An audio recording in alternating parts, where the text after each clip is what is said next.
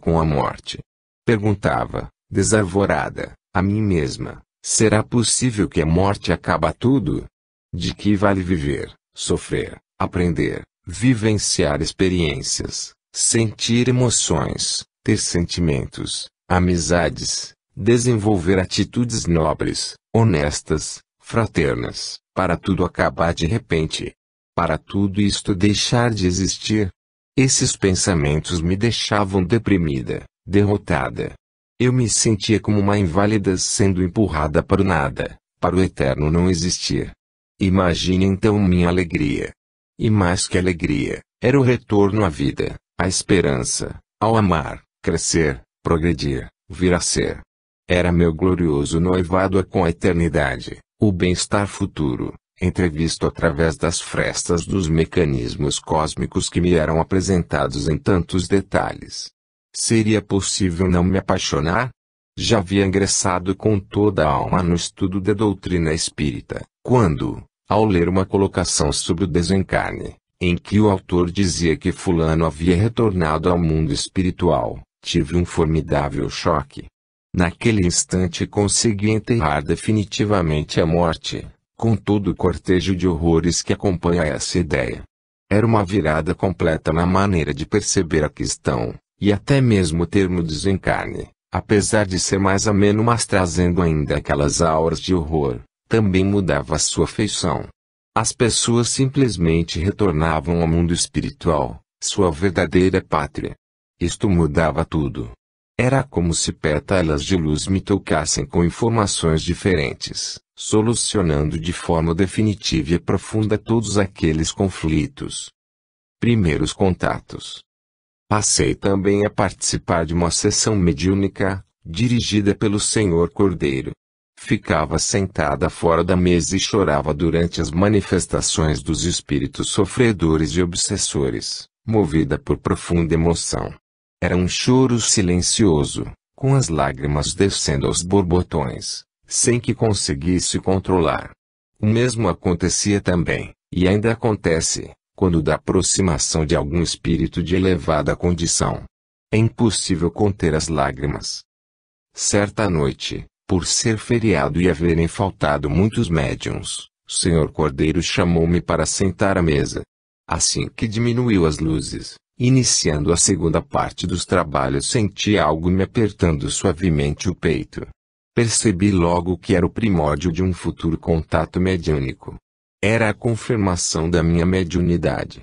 Nessa noite voltei para casa saltitando de alegria. A primeira coisa que fiz foi agradecer fervorosa e solenemente a Deus pela graça que estava recebendo de suas mãos, sentindo-me ao mesmo tempo plenamente consciente da grave responsabilidade que estava assumindo. Senhor Cordeiro, como se adivinhasse, passou a me chamar para a mesa nas reuniões seguintes. Aqueles contatos mediúnicos ficavam mais firmes, mais seguros a cada sessão e eu começava a sentir a presença de espíritos sofredores, com bastante intensidade. Era possível identificar-lhes a aflição, as dores que sentiam, suas emoções e sentimentos. Mas a primeira incorporação foi de um espírito obsessor, que me tinha terrível ódio. Ele dizia-se minha vítima de alguma vida passada em que morrera tuberculoso por minha culpa. É claro que eu estava perplexa. Nunca me passara pela cabeça que pudesse ter um obsessor. Desde pequena sempre tivera a impressão de que ficaria tuberculosa um dia, mas nunca poderia supor que isto se devesse à presença de um perseguidor espiritual. Aquele irmão voltou durante algumas das sessões seguintes, recebendo carinhosa ajuda da parte do doutrinador, que lhe falava sobre a importância do perdão, como instrumento de libertação etc. Por minha vez, conversava mentalmente com ele, pedindo-lhe com toda humildade que me perdoasse e que procurasse refazer sua vida e ser feliz. Finalmente ele decidiu sair embora e abandonar a perseguição. A partir de então passei a receber espíritos sofredores em todas as reuniões. Senti a presença de um benfeitor espiritual durante todo o desenrolar dos trabalhos, menos, é claro, durante as incorporações, quando minhas percepções estavam circunscritas ao manifestante. Percebia também a presença de outros trabalhadores da casa, como por exemplo, uma entidade feminina que falava muito mal o português, com forte sotaque inglês. Não conseguia entender o que fazia naquela reunião um espírito estrangeiro, na condição de trabalhador da casa. Certa vez recebi um espírito chinês, recém-desencarnado, e ele falava em seu idioma em grande estado de aflição. Pude observar, no entanto, que a sua fala através de mim, transformava-se numa mistura de vocábulos que certamente não refletiam sua língua natal. Mas aproximou-se de nós outro espírito, um seu compatriota, que passou a conversar com ele no plano espiritual, junto ao meu ouvido, ou ao nosso ouvido, em seu próprio idioma. Eu ouvia de um lado o doutrinador falando, e do outro, aquele benfeitor espiritual. Mas ocorria um fenômeno interessante. Tanto eu quanto o sofredor que estava incorporando nada entendíamos do que dizia o doutrinador, apenas o que dizia o chinês que, aos poucos, conseguiu acalmá-lo e levá-lo consigo. A psicografia.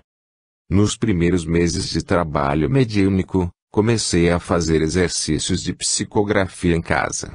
Já havia lido bastante sobre o assunto e algo me dizia que poderia fazê-lo sem maiores problemas.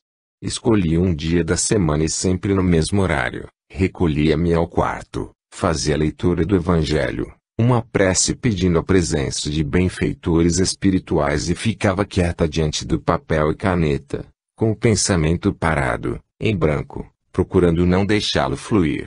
Começava sentindo uma sensação estranha, pesada, no braço direito, como se os nervos e músculos estivessem retesados e em seguida, impulsos para mover a mão. Apanhava então a caneta e deixava correr sobre o papel. De início, saía algo parecido com o traçado de um eletroencefalograma, feito em grande velocidade e muita tensão no braço desde o ombro, tanta que chegava a doer. A mão apertava a caneta com tanta força que ficava com medo de quebrá-la e, de repente, aquilo parava e a caneta tombava sobre a mesa. Aos poucos entendi que minha faculdade psicográfica seria semimecânica. Quando me concentrava, ao mesmo tempo em que havia o impulso da mão, as palavras me caíam na mente e eu as escrevia dentro daquele impulso. Se pretendesse modificá-las, sentia uma espécie de choque e tudo parava. Mas se escrevesse o pensamento que me vinha, dentro daquele impulso ou canalização energética, tudo corria bem.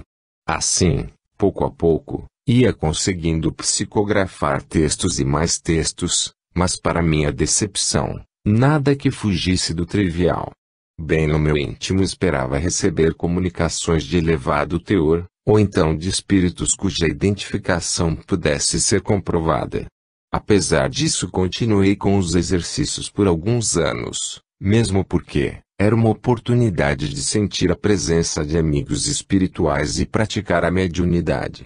É bem verdade que em algumas ocasiões essa psicografia aconteceu de forma tão intensa, tão forte, que não me deixou dúvidas e em outras pude efetivamente comprovar sua procedência espiritual e seu acerto. Creio que a maioria dos medianeiros suspira por faculdades como a vidência, a psicografia mecânica, a capacidade de materializar espíritos ou aptidão para incorporá-los em atividades como as de cura, etc. Eu também suspirei por elas durante os primeiros tempos, mas logo acabei me convencendo de que jamais passaria de um mero médium de desobsessão. Entendi, também, graças a Deus, que muito mais importante que as faculdades em si, é a forma como as utilizamos. É fundamental aceitá-las com alegria e humildade. Uma mediunidade comum, cujo portador é sincero e honesto, equilibrado, responsável e dedicado, esforçando-se para cumprir da melhor forma possível a sua tarefa, tem muito mais valor para os espíritos responsáveis pelo trabalho, do que faculdades extraordinárias, cujo portador não as valoriza, ou não tem disciplina nem humildade, podendo mais facilmente cair nas teias de obsessores sagazes que sabem aproveitar todas as brechas para introduzir a sua influência nefasta. A mediunidade, para ser uma fonte de bênçãos, deve ser utilizada para servir, não para afagar nosso ego. Enquanto ficamos suspirando por faculdades incomuns, estamos perdendo tempo precioso e com ele, oportunidades de serviço. Incorporação na dimensão espiritual. Certa madrugada, já perto do amanhecer, encontrava-me em desdobramento consciente numa residência desconhecida. Era como se fosse a sequência de um sonho, só que eu sabia que estava na dimensão espiritual. Era meu primeiro ano de atividade mediúnica, residindo ainda em Salvador. Havia ali um espírito feminino, com expressão cruel e maneiras vulgares, mas sob as quais era possível perceber que fora uma pessoa com certa classe. Não sei como, sabia que seu nome era Maria. Perguntou-me com grosseria o que queria ali. Disse-lhe que viera a pedido de sua mãe ver a possibilidade dela desistir da perseguição que movia certa pessoa. Maria olhou-me com ódio e respondeu dizendo que nada tinha a ver com a mãe, que era dona do próprio nariz e faria o que quisesse. Senti a aproximação de uma entidade que me envolveu, nos primeiros passos de uma incorporação, da mesma forma como acontecia nas sessões. Achei aquilo muito estranho porque, afinal, eu estava no mundo espiritual e por isso deveria haver o espírito que se aproximara. Só mais tarde soube, através das leituras, que o próprio universo espiritual multiplica-se em N faixas vibratórias diferentes, sendo que as inferiores não detectam as superiores, e que também ali ocorre o fenômeno mediúnico. Mesmo não entendendo bem o que acontecia, entreguei-me àquela estranha manifestação, confiante no meu guia espiritual cuja presença percebia junto a mim. A entidade incorporada era a mãe de Maria, que começou a conversar com ela em italiano. Ora, eu não sei falar italiano, mas naquele momento estava de fato falando esse idioma. A filha, muito espantada, não sabia o que significava aquilo. Era realmente sua mãe que estava ali, mas em outro corpo. A senhora incorporada me parecia um espírito bastante evoluído por sua maneira de falar e principalmente pela sua vibração. Ela explicou a Maria que precisara usar dos recursos da mediunidade por causa da grande diferença vibratória entre ambas. Foi uma longa conversa, ao final da qual a filha, embora de má vontade, prometeu abandonar a tal perseguição. A mãe afastou-se agradecendo-me, sensibilizada, a colaboração, e saí para a rua. Estava num lugar conhecido, pois passara por ali várias vezes, mas as casas me pareciam diferentes. O sol nascia soberano por trás dos morros da capital baiana e sua claridade me tocava a alma com novas e mais belas colorações, vibrantes de alegria. Naquele encantamento, produzido certamente por alguma presença espiritual de elevada condição, talvez a mãe de Maria, fui despertando no corpo carnal, agradecendo a Deus pela mediunidade que me permitia viver experiências tão excelsas quanto a daquela madrugada. Sentir a presença de um espírito evoluído é uma experiência inesquecível. É algo que toca as profundezas da alma com sublimes vibrações, renovando a esperança, dinamizando as energias profundas e deixando um rastro de alegria, harmonia e paz, fixando decisões de crescer mais e mais, em busca de luz.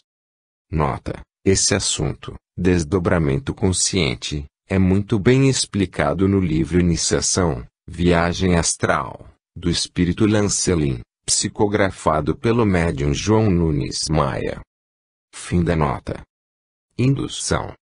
Muitas vezes, quando da incorporação de algum perseguidor ferrenho, os benfeitores trazem alguém que lhes tenha sido muito caro, como por exemplo, sua mãe, desde que esteja em condições evolutivas favoráveis. Uma presença materna tem muita força de convencimento por causa da emoção que gera na alma do obsessor, porque emoções sublimadas, como são as geradas pelo amor puro, têm o poder de desintegrar elementos energéticos negativos aderidos e mesmo cristalizados em torno da sua personalidade. Outro recurso bastante usado é o de levar o obsessor a lembrar-se de atos ou acontecimentos ocorridos em reencarnações mais distantes, em que ele próprio tenha motivado os fatos que acabaram culminando em outros, geradores dos sofrimentos, que lhe acenderam o ódio que nutre. É uma forma dele perceber que não é apenas vítima, mas já foi algoz. Isto ajuda muito em sua mudança de postura. Mas é preciso ter cuidado para não generalizar. Alguns doutrinadores têm o hábito de dizer sistematicamente ao perseguidor para observar e ver quem está ali, a seu lado, ou então vão logo dizendo que se trata de sua mãe, ou de alguma pessoa muito querida. O médium e o doutrinador devem estudar muito, ler muito, para poderem entender melhor o que se passa e agir com conhecimento de causa. Também é fundamental que pratiquem a serenidade, a paciência, o equilíbrio, a fim de nunca se afoitarem. Médiuns afoitos. Num dos grupos de que participei, já em Fortaleza, havia uma excelente médium que acabou completamente desiludida com a própria mediunidade, afastando-se da tarefa e pondo certamente a perder uma oportunidade de resgate e crescimento. Ela era vidente, audiente de incorporação. Tinha grande sensibilidade mediúnica, mas era muito afoita. Assim que percebia algo ia logo dizendo, sem maiores observações ou cuidados. Com isso, algum espírito menos responsável passou a assessorá-la, informando eventuais consulentes sobre suas vidas passadas e também sobre assuntos do cotidiano. E ela se empolgava muito quando podia conferir o acerto das informações e permanecia muito ligada a essas questões. Essas informações e orientações aconteciam fora do ambiente do centro, cuja direção não aceitaria esse tipo de atividades. Essa médium encontrava-se no auge do empolgamento quando, certamente por orientação de algum espírito brincalhão, disse a uma amiga que ela estava grávida. Essa amiga vivia frustrada porque não conseguia engravidar. Foi aquela alegria vidente muito felicitada por causa da sua poderosa mediunidade. Mas os dias passaram e a gravidez não se confirmou. A dirigente dos trabalhos procurou conversar com ela sobre a responsabilidade ligada à mediunidade, mas ela encontrou logo uma saída, dizendo que a amiga realmente poderia ter estado grávida e perdido o feto. Pouco tempo depois houve outro fato que demonstrou, sem margem a dúvidas, que uma informação passada através das suas faculdades era inverídica. Com isso, entrou em depressão, profundamente desiludida, e acabou afastando-se até mesmo do espiritismo, ao qual acusava das suas frustrações. Vários companheiros tentaram convidá-la a novas reflexões mais equilibradas sobre as questões mediúnicas, mas em vão. Ela dizia-se enganada pelos espíritos, que, em seu entender, deveriam tê-la avisado de que estava sendo assessorada por um mistificador. Ocorre que essa tarefa, a de vigiar-se, é da responsabilidade do próprio médium. Já disse o grande mestre, orai e vigiai, e aprendei de mim que sou manso e humilde de coração. Animismo e mistificação. Existem médiuns que habitualmente se incorporam ou detectam pela vidência ou audição, espíritos de pessoas famosas, recém-desencarnadas, ou daquelas de que a imprensa trata com mais intensidade. Outros recebem entidades das mais conhecidas e amadas nos meios espíritas, e assim por diante. Até que ponto pode-se ter certeza de que tais ocorrências são anímicas, ou mesmo, mistificações? Há muitos tipos de animismo, desde aqueles em que a comunicação parte da mente do próprio médium, em que repete clichês existentes em seu inconsciente, em que revive situações de suas vidas passadas, até aqueles outros em que insere o próprio pensamento ou personalidade na comunicação de espíritos. Pode-se mesmo dizer que em toda a comunicação mediúnica há maior ou menor grau de animismo.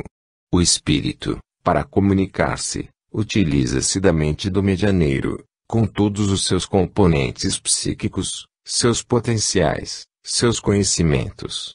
Isto porque ele não é um mero aparelho, como erroneamente muitos o denominam. Inúmeros companheiros criticam acerbamente alguns trabalhos ou grupos, cujos médiuns seriam anímicos, obsidiados ou mistificadores, porque as suas incorporações repetem sempre os mesmos estilos. Num dos que frequentei havia uma médium que ao incorporar algum sofredor, invariavelmente começava assim: aí, meu Deus, onde é que eu estou? E seguia lamentando suas dores e aflições, apresentando sempre situações mais ou menos semelhantes.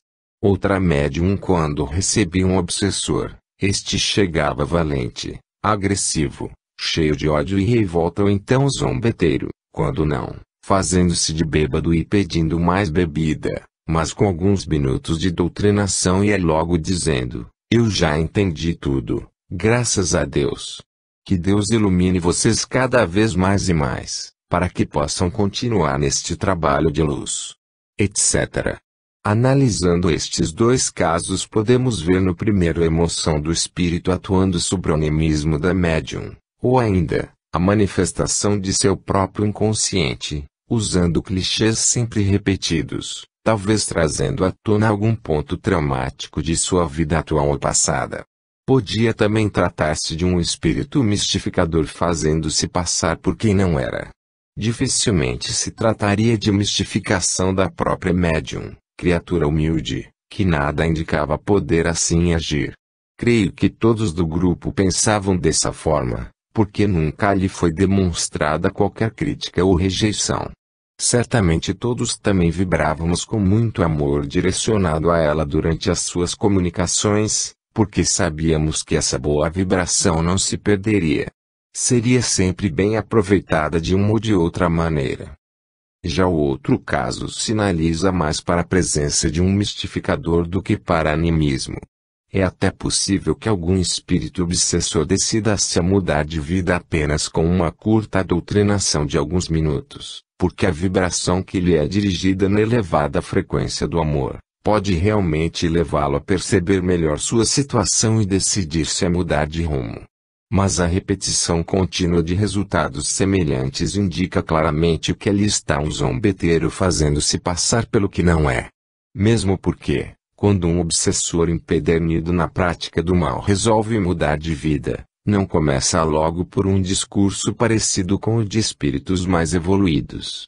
Ele pode até emocionar-se, e muito, pela ajuda que ele recebeu, pelo novo caminho de esperança que se abriu diante dele e até mesmo pelo alívio do perdão que concedeu a seu inimigo. Pode mostrar-se grato, mas reconhecendo sempre sua condição de inferioridade espiritual com relação aos demais.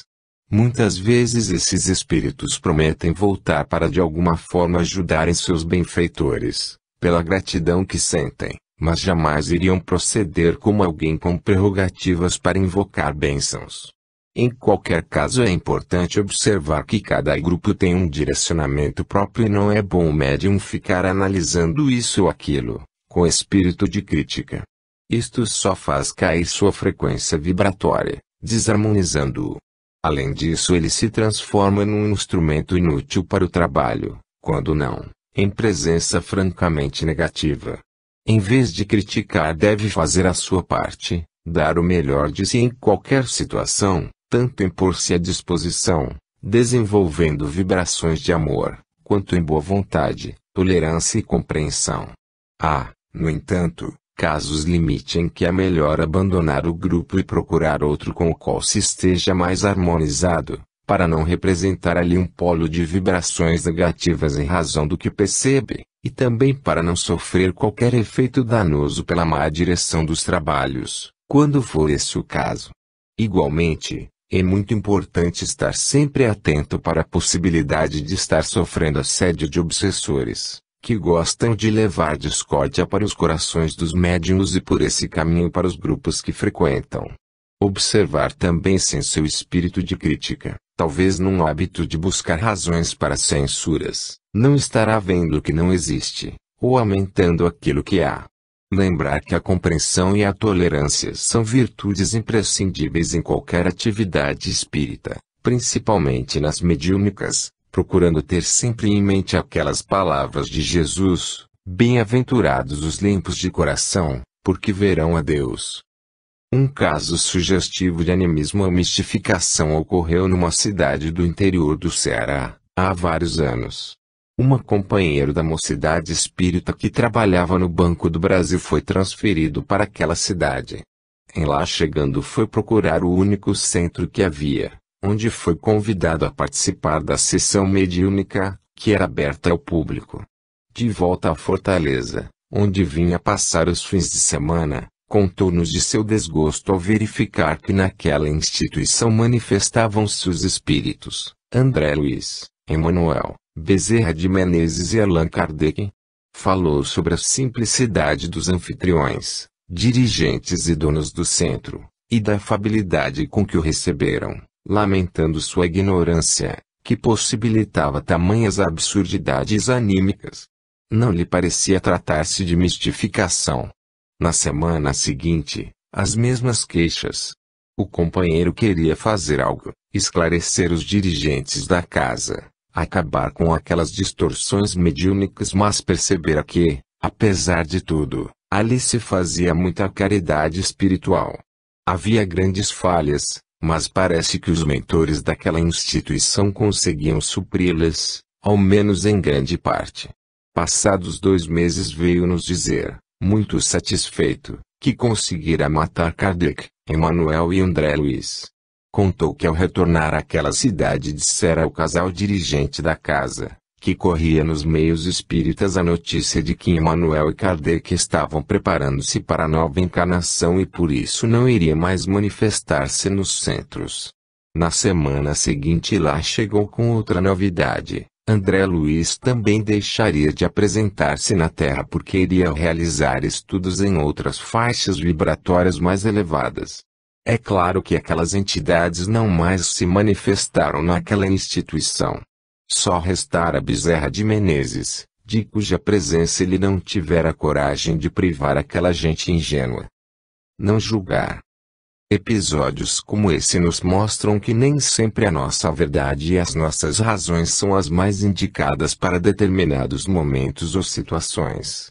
Quando se lida com seres humanos, seja encarnados ou desencarnados, está se lidando com psiquismos complexos, resultado de milênios de lutas e experiências as mais diversas, marcados por traumas seculares, carregando complexos os mais variados e nos mais diferentes estágios da evolução.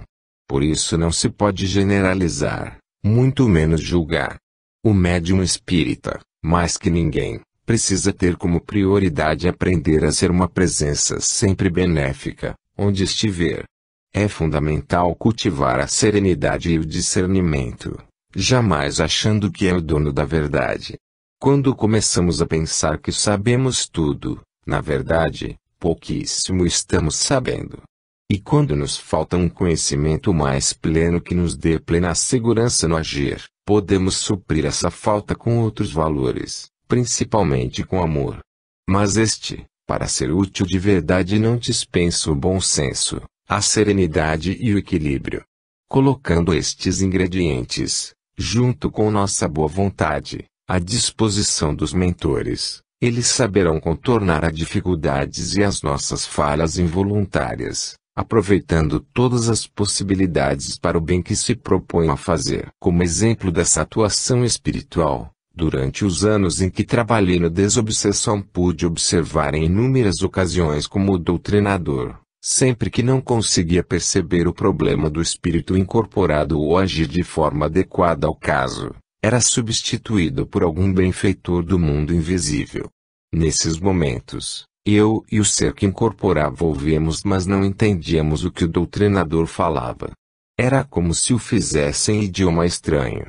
Mas entendíamos com perfeição o que dizia seu substituto espiritual.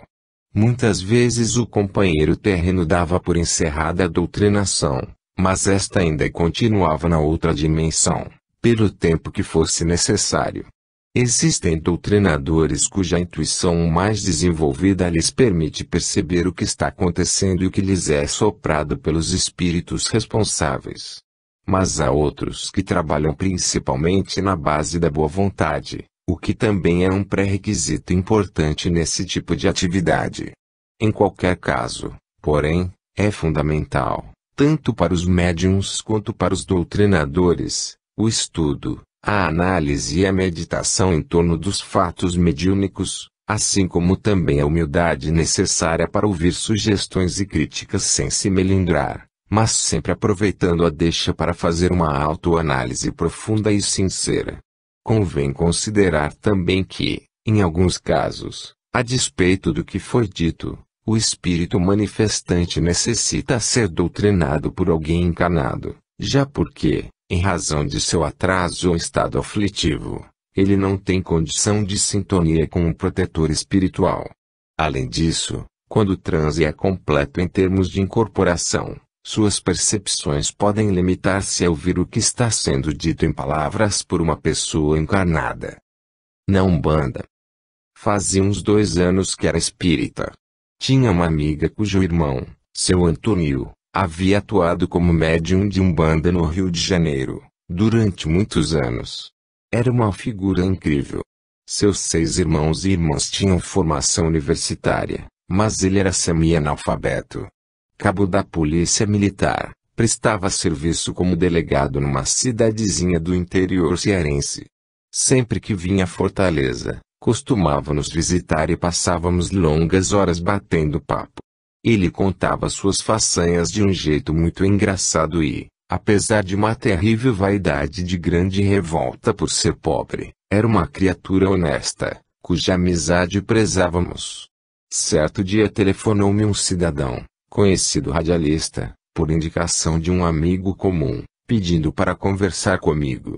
Disse que a esposa estava com algum problema espiritual e achava que eu poderia ajudar.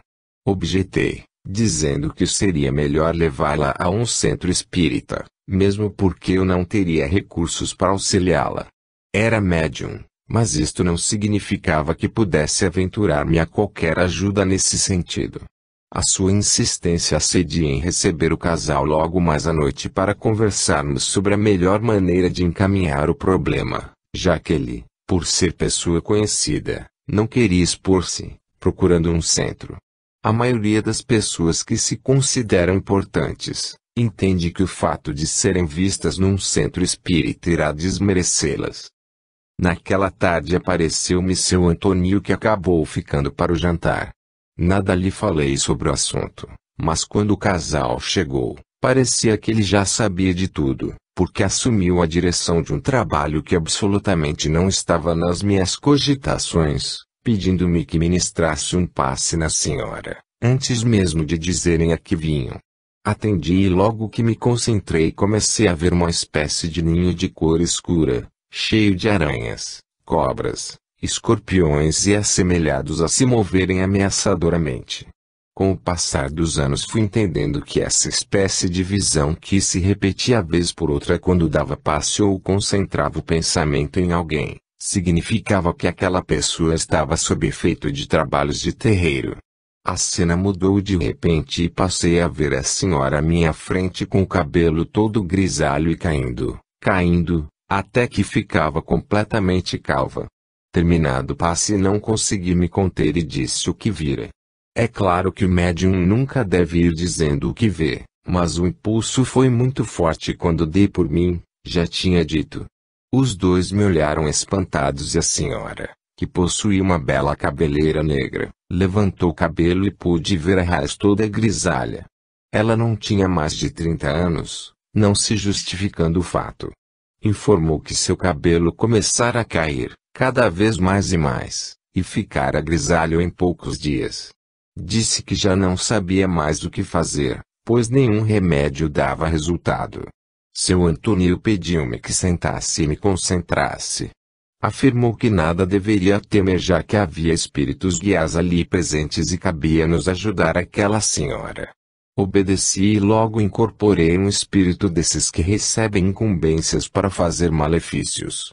Ele estava muito irado pelo fato de termos descoberto suas artimanhas, mas seu Antônio conduziu a doutrinação com tal maestria que acabou conseguindo dele a promessa de desmanchar o mal que estava fazendo àquela mulher, por encomenda de outra que lhe tinha ódio.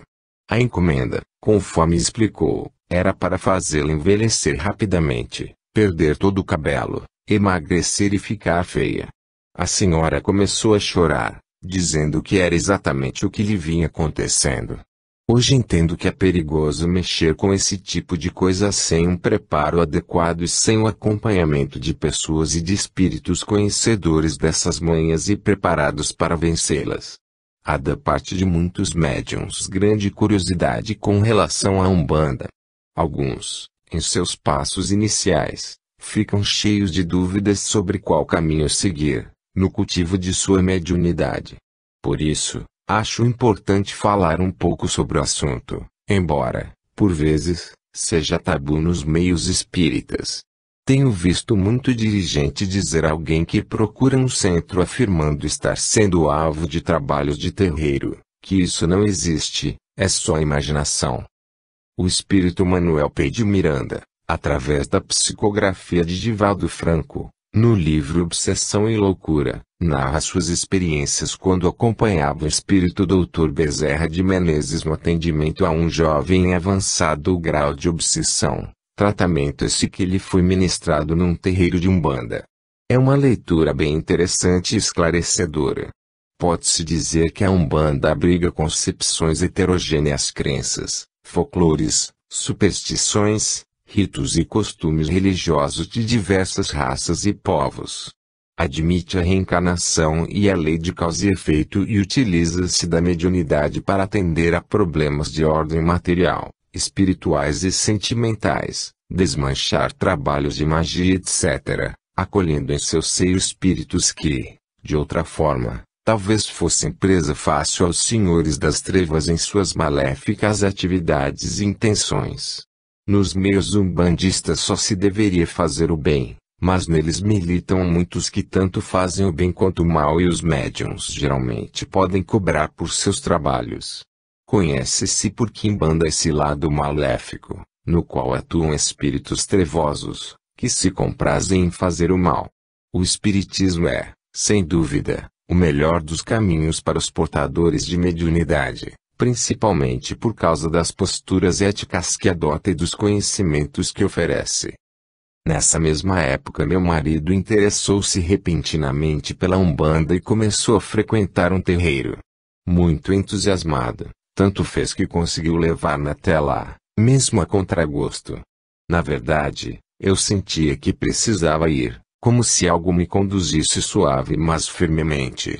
Achei tudo horrível. Aqueles homens e mulheres vestidos a caráter, movimentando sem ritmo de dança estranha, os tambores puxando os pontos cantados, aqui e acolá espíritos incorporados atendendo consulentes. Comparei tudo aquilo a algum estranho carnaval, que me era desagradável, ferindo meus brios kardecistas.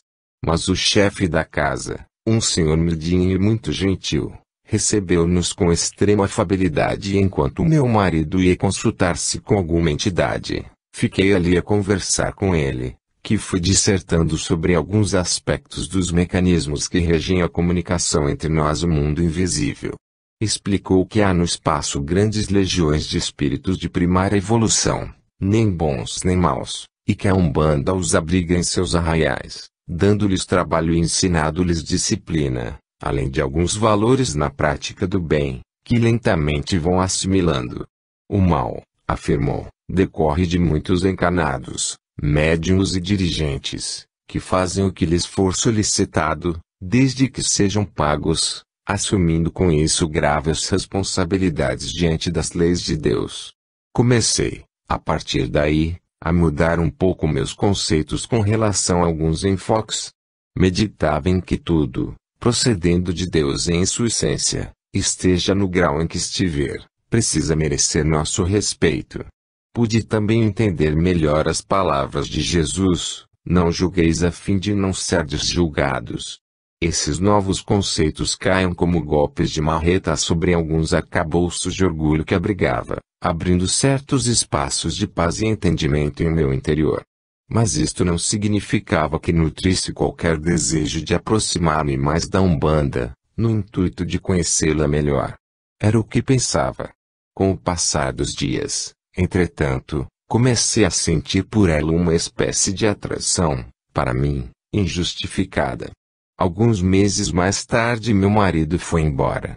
Por essa época um juiz, meu conhecido, convidou-me a visitar sua mãe, que fazia um trabalho de umbanda em casa. Por ser mãe de quem era, pensei que certamente seria uma pessoa séria. Fui até lá, na intenção de sondar o ambiente. A senhora, Dona Etelvina, apelidada Dona Teté, recebeu-me afavelmente. Aparentava uns 65 anos. O rosto aureolado por cabelos brancos, brilhantes, denotava uma alma forte, valorosa, irradiando honestidade. Gostei logo dela e me senti em casa, passando a frequentar-lhe os trabalhos. Dona Teté era uma pessoa extraordinária. Sua vida era inteiramente dedicada à Umbanda e ela cuidava do pequeno Congá, com impressionante dedicação. Era orgulhosa e às vezes muito egoísta, mas todos amavam e admiravam pela sua honestidade e pela forma com que impunha respeito e obediência às normas da casa, não admitindo práticas como o uso de bebidas alcoólicas, charutos ou tambores durante as sessões. Quanto a se fazer o mal, nem pensar. Ali, realmente, só se praticava o bem. Também não se faziam aquelas obrigações ou rituais habituais desses meios. A primeira lição que ali aprendi foi sobre a diferença entre as práticas mediúnicas nos meios espíritas e na Umbanda.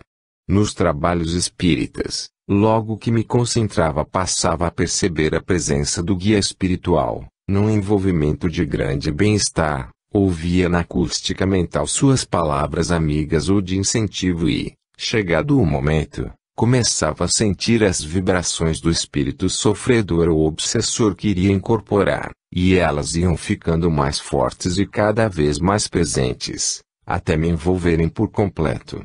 Ali, porém, era bem diferente. Percebi a proximidade amiga de um preto velho, mas as suas tentativas de incorporação se faziam sentir principalmente através do plexo solar, região popularmente conhecida como boca do estômago, e não, pelas vias da mente e da emoção, como acontecia com maior intensidade nos trabalhos espíritas.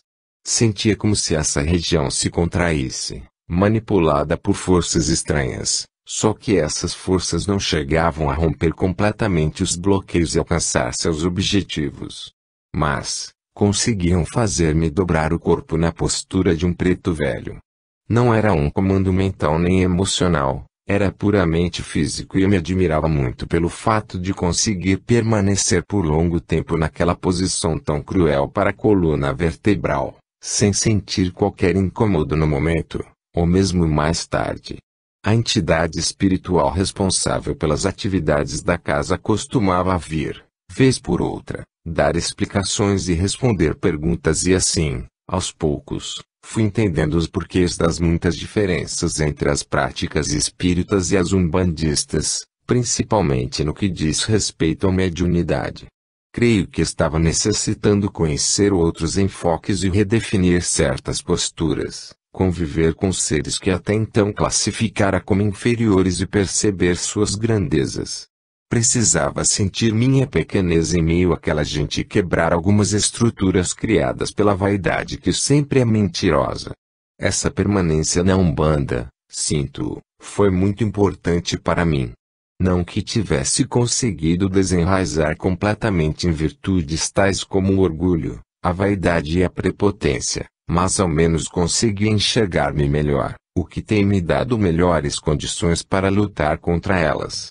Grande parte dos terreiros e dos médiuns de Umbanda, além de cobrarem pelas suas atividades, não se pejam de promover malefícios contra seus desafetos, ou mesmo por encomenda, já que a mediunidade é vista por eles como meio para oferir benefícios e somar lucros.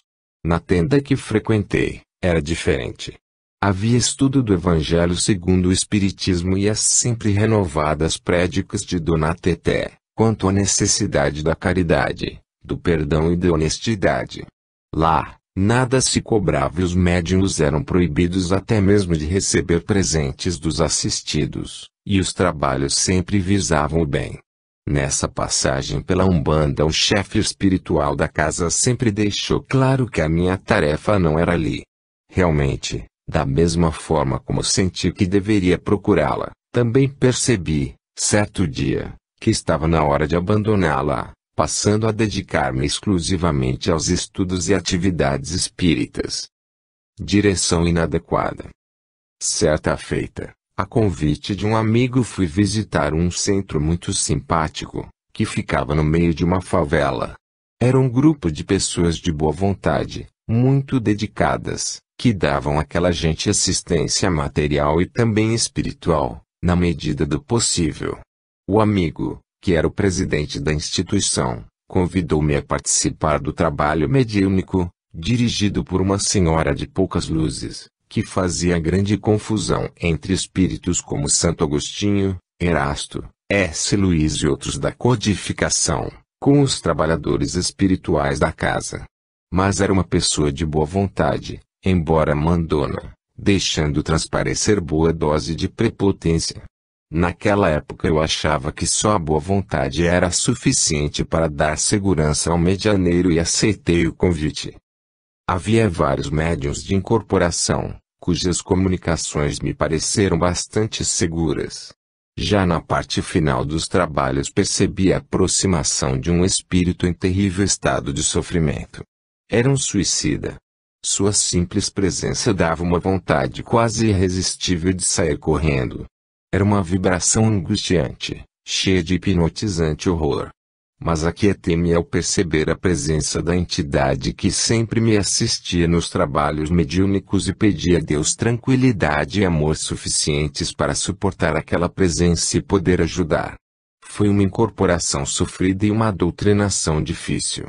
A doutrinadora não percebia o que se passava com aquele espírito que não conseguia falar por causa de estragos feitos nas cordas vocais pelo ato suicida. Ela insistia em que ele falasse, repetindo: "Fale, meu irmão. A médium tem que ajudar. A médium é desenvolvida e sabe que tem que ajudar." A essa altura, sob aquela ordem tentei ajudar, procurando dizer o que se passava na mente e na sensibilidade daquele espírito, mas a voz não saía. Um benfeitor espiritual aproximou-se e passou a conversar amorosamente com o irmão sofredor, falando-lhe da misericórdia divina, para a qual ele deveria apelar e convidando a oração. Ao mesmo tempo o outro ministrava-lhe um passe, retirando de seu campo magnético parte da pesada carga energética, ou fluídica, que trazia.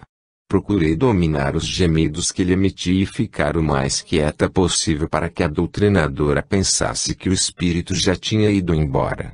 Só assim ela não perturbaria o trabalho dos benfeitores. Foi o que aconteceu. Aos poucos o irmãozinho foi se acalmando, aliviando-se bastante de seus terríveis padecimentos, até que pôde ser levado pelos trabalhadores da casa. Como geralmente acontecia depois de uma incorporação difícil e pesada, fui levada, em desdobramento, a um lugar muito aprazível onde começaram a fazer uma espécie de limpeza e energização em meu corpo espiritual. Eu me sentia péssima, principalmente por causa da desarmonia gerada com a insistência da doutrinadora em fazer o espírito falar. Aquilo havia mexido comigo. Ou talvez tenha sido o desequilíbrio vibratório que se formara no ambiente. Estava acostumada a trabalhar numa equipe bem harmonizada, onde todos vibravam em uníssono, onde não se sentia desconfianças da parte dos companheiros. Assim, era possível entregar-se inteiramente, com toda a confiança, às mãos dos responsáveis pelo trabalho, encarnados e desencarnados. Mas ali, com a falta de preparo e mesmo de sensibilidade da doutrinadora e com as vibrações antagônicas dos companheiros de mesa, a coisa se complicara bastante.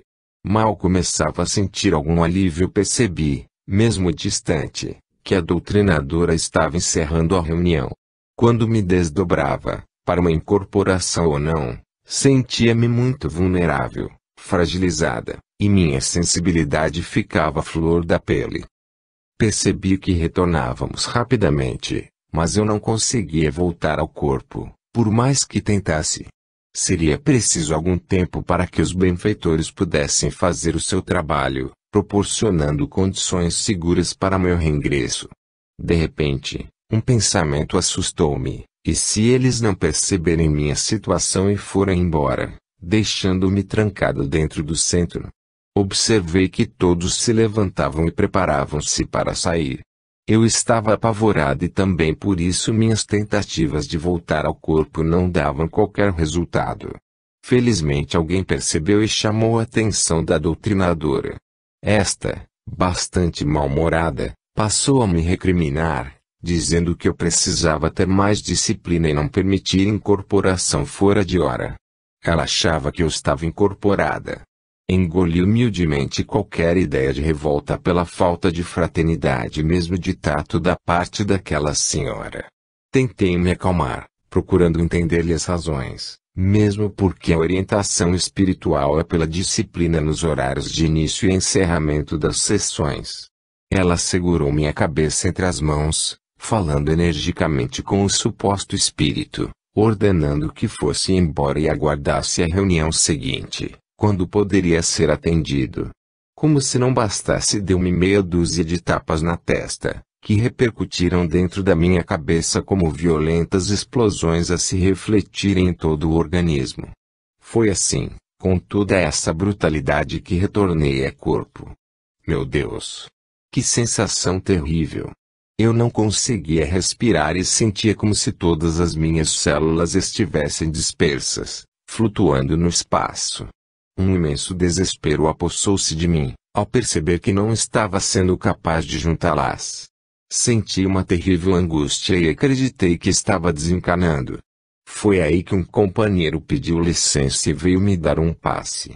Aos poucos fui conseguindo me recompor e finalmente, respirar, aspirando o ar quase com desespero. O companheiro do passe reclamou a falta de caridade para comigo e a doutrinadora objetou dizendo que a disciplina estava acima de tudo. Não podia permitir atraso de nenhum minuto no encerramento da reunião. Com dificuldade cheguei até ao carro e permaneci ali longos minutos fazendo exercícios respiratórios e de relaxamento até me sentir em condições de dirigir, de volta para casa. O melindre. Ao entrar na sua casa espírita, faça-o com a alma desarmada, serena. Elimine qualquer sentimento ou pensamento de crítica, azedume ou amargura. Se houver questionamentos a fazer, deixe-os para outro momento. No trabalho mediúnico é importante estar de boa fé e sentir afeto e respeito pelos companheiros. O psiquismo do médium, regra geral, é mais sensível que das outras pessoas. Isto, porque ele vive numa zona fronteiriça entre a dimensão material e a espiritual e esse contato com o outro lado, em maior ou menor proporção, interfere ou interage com os seus referencias de pessoa encarnada. É alguém que vive e se move no mundo material e ao mesmo tempo sofre a influência do espiritual. Igualmente, a própria mediunidade lhe confere maior sensibilidade. Talvez por isso seja mais suscetível aos melindres, que são extremamente prejudiciais. Portanto, é indispensável, para o seu próprio equilíbrio, que desenvolva humildade e paciência, pois certamente encontrará em seu caminho a prepotência, o despeito, a má-fé, a má-vontade, a calúnia e outras tantas. E não é justo perder sua oportunidade de reajuste e evolução só para responder à altura, ou para preservar sua imagem perante os companheiros, porque a imagem que deve preservar acima de tudo é de si mesmo diante da sua consciência. Também há de precisar de muito autocontrole e serenidade, além da humildade, quando vi sua mediunidade questionada, quando perceber dúvidas sobre a sua sanidade mental, quando observar que está sendo visto como obsidiado, ou quando lhe chamarem atenção para erros ou falhas eventuais. A vaidade e o melindre são seus piores inimigos nesses momentos. É muito difícil alguém ver a sua atuação questionada ou criticada por outrem e não sentir-se revoltado, humilhado ou frustrado. Nessas circunstâncias também é natural que comece a duvidar da própria mediunidade e essa desconfiança poderá crescer, ganhando visos de realidade a seus olhos e logo estará tão cheio de dúvidas, que fechará inconscientemente seus canais mediúnicos, podendo pôr a perder uma tarefa promissora. Em qualquer situação, portanto, o médium sábio não deve se exaltar, não se ofender, nunca se melindrar, mesmo que esteja convencido de que as críticas que porventura lhe façam nada a têm de verdadeiras. Quantas vezes estamos certíssimos de algo que nos toca de perto e só mais tarde percebemos nosso erro. Os outros estão bem mais qualificados para nos observarem. Por isso é fundamental que o médium jamais se melindre com quaisquer observações, questionamentos, acusações ou críticas. Em vez disso, que procure analisar, observar e questionar a si mesmo, conversar com algum companheiro que poderá ajudá-lo a encontrar a sua verdade. Em seguida, buscar orientação espiritual. Para isso é necessário limpar o coração de quaisquer mágoas ou ressentimentos, relaxar, e levar o espírito para Deus e pedir, com toda humildade e sinceridade, a ajuda de que está necessitando. Se a resposta do alto, assim como seu coração, lhe disserem que está certo, então siga firme e tranquilo, sem se importar com os espinhos que lhe atirem, mas sempre vigilante para não cair em erro. E se observar erros em si mesmo ou em sua atuação mediúnica, procurar corrigir-se, ou buscar auxílio, se for esse o caso, mesmo porque alguns processos obsessivos são muito sutis, necessitando de ajuda externa para sua solução. Não é vergonhoso um médium procurar ajuda junto a outros companheiros, quando entender necessário. Isto denota a maior maturidade de sua parte. Já o melindre, quando lhe damos acolhida, transforma-se num dos maiores obstáculos em nosso caminho. É incontável o número de medianeiros, com excelentes faculdades, comprometidos com tarefas de maior ou menor monta, que se afastaram por se melindrarem, pondo a perder grandiosas oportunidades de resgate e crescimento. Vemos então como a humildade é fundamental para o equilíbrio do medianeiro e seu bom desempenho no intercâmbio com o mundo espiritual. Mas isto não significa que deva anular a própria personalidade e deixar-se humildemente levar pelos que o querem conduzir. Como canal da outra dimensão para esta, precisa ter maturidade para ver, observar, analisar e agir de acordo com critérios corretos. Mas para isso, repito, é preciso conhecer a mediunidade e estudá-la, assim como também a tudo que com ela se relaciona, e esse tudo envolve a doutrina espírita em sua totalidade. Por isso ler Kardec é fundamental. Muitos têm preguiça de ler, não gostam, ou não conseguem aprofundar-se em estudos mais avançados. Para esses, ou mesmo para os que estão dando os primeiros passos, a literatura mais leve pela qual se pode obter conhecimentos generalizados, embora menos profundos sobre o assunto. Outro perigo, e dos maiores, está nos elogios que o médium porventura venha a receber em função das suas faculdades ou qualidades. Certamente, são bem mais perigosos que as críticas, por incentivarem e nutrirem a vaidade, podendo colocar seu portador nos primeiros passos para a fascinação, a mais perigosa das obsessões. Nesse capítulo das vaidades acontece, geralmente, o seguinte: quando pedimos alguém para não nos elogiar, dizendo que não há fundamento para isso, esse alguém, regra geral, fica ainda mais encantado, afirmando que essa nossa atitude demonstra a grande humildade que já conseguimos desenvolver, etc., e a chuva encomiástica continua indefinidamente. Nesses casos, uma saída razoável é a de não responder ao elogio e mudar imediatamente de assunto. Além disso, não guardá-lo no coração, como bagagem meritória que nos foi oferecida. Esse é um lastro enganoso que se avoluma depressa e pode nos fazer cair desastrosamente. As pessoas estão acostumadas a elogiar, porque instintivamente esperam também receber louvores. Por isso, dificilmente são verdadeiros e quando são, estão carregados de exageros. Portanto, ouvi-los, aceitá-los como realidade, além de tolice, é perigoso. Concentração. Uma palavra muito pronunciada nos trabalhos mediúnicos por este Brasil afora é concentração. Os dirigentes e doutrinadores a solicitam a miúde, sempre que sentem necessidade, mas nem sempre é explicado aos participantes das sessões o seu significado exato.